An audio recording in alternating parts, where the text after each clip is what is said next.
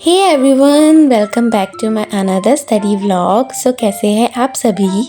I hope you all are doing well. So firstly let me introduce to my self. My name is Aishwarya and I am preparing for upcoming SSC all exam, but मेरा main target SSC CGL है।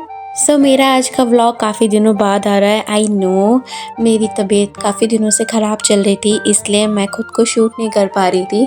पढ़ ज़रूर रही थी, but जब आप बीमार होते हो तो आपको ये शूट वूट करना इतना अच्छा नहीं लगता है। So I didn't shoot that time and now I am feeling well और अब मैं पढ़ने बैठ गई थी। सो मैं आज अपने टाइम से पहले ही 1-2 घंटे पहले ही पढ़ने बैठ गई थी। And now I making my to do list.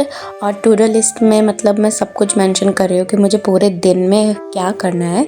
Making to do list it is the first step to make your day productive. And जब भी मैं अपने दिन के सारे टाइम ब्लॉक्स को बांट देती हूँ और उनको एज सब्जेक्ट वाइज भी बांट देती हूँ एंड टाइम वाइज भी बांट देती हूँ, तो मैं ज़्यादा प्रोडक्टिव फील करती हूँ एज़ कम्पेयर जिस दिन मैं टू डू लिस्ट नहीं बनाती हूँ। So currently I am doing average sheet, जो कि मेरी पूरी होने वाली है। मैं एक बार इसको कर चुकी हूँ कंप्लीट और एक और बार कर रही हूँ। एंड उसके बाद मैं इस बुक से एवरेज के क्वेश्चन अटैम्प्ट करूँगी। करे थे मैंने कुछ क्वेश्चन, लेकिन कुछ क्वेश्चन बचे हैं तो वो करने हैं। और ये किरण की बुक के क्वेश्चन हैं, वो भी करने हैं मेरे को। कि मैंने किरण की बुक मेरी ऑलरेडी थोड़ी सी मतलब फट उठ गई थी, तो मैंने ना चैप्टर वाइज उनको अलग कर लिया और ये इतने पतले पतले हो गए हैं। मैंने इसको भी सॉल्व करूँगी और ये वाली बुक सॉल्व करूँगी। एंड देन परसों मैं अपना टेस्ट दे दूँगी एवरेज चैप्टर का, जिससे मेरा चैप्टर पूरा कंप्लीट हो जाएगा। बट इसकी रिवीजन तो मल्टीपल बार हमें करनी है, तो वो तो करती रहनी है। बट आई विल शो कि मेरे कितने मार्क्स आते हैं एवरेज चैप्टर में। सो मेरा फर्स्ट सेशन ही मैथ्स का था। मैं सबसे पहले मैथ्स ही करती हूँ। मैंने कभी एक दिन वीडियो में सुना था कि जिस सब्जेक्ट से आप सबसे ज़्यादा हेट करते हो उसी को सबसे पहले कर डालो, बिकॉज अगर आप बिगर टास्क जो आपके लिए है आप वो पहले परफॉर्म कर लोगे तो उसके बाद आपकी जो रेस होगी वो बहुत कम टास्क वाली हो जाएगी। Like I just hate this math subject, तो मैं सबसे पहले ये कर लेती हूँ, तो उसके बाद मेरे को इंग्लिश और रीजनिंग ये सब सब्जेक्ट बहुत ज़्यादा ईजी लगते हैं और मैं उनको आराम से खुशी खुशी कर लेती हूँ।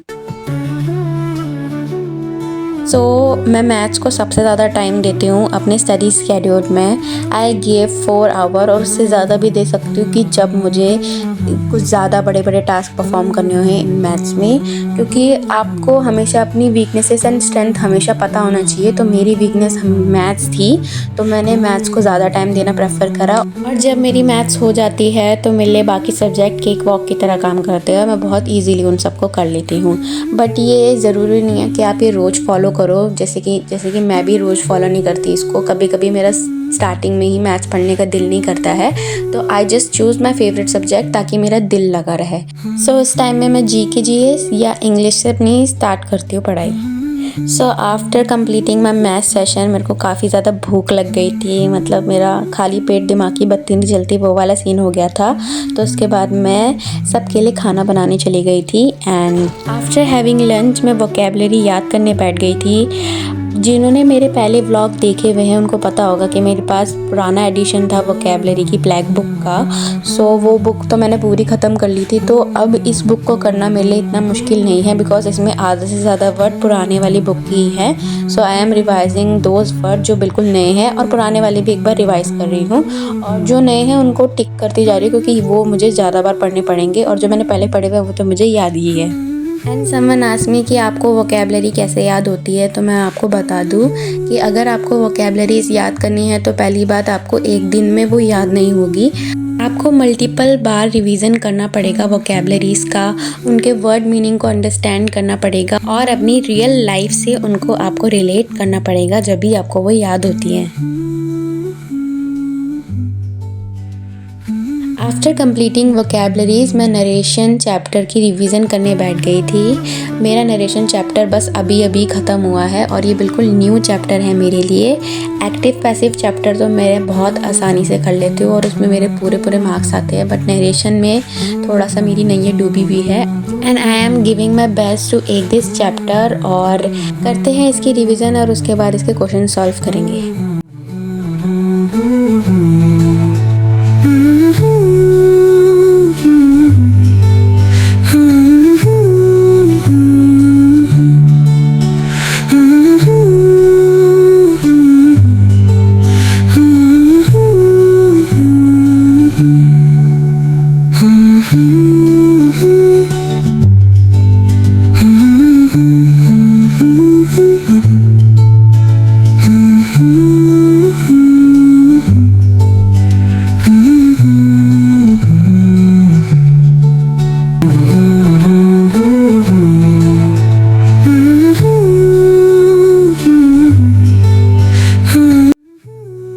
सो यहाँ पे मेरा मैथ्स का और इंग्लिश का पूरा सेशन ख़त्म होता है और उसके बाद मैं चली गई थी छत पे और थोड़ा वॉक किया, सनसेट को एंजॉय किया और बस।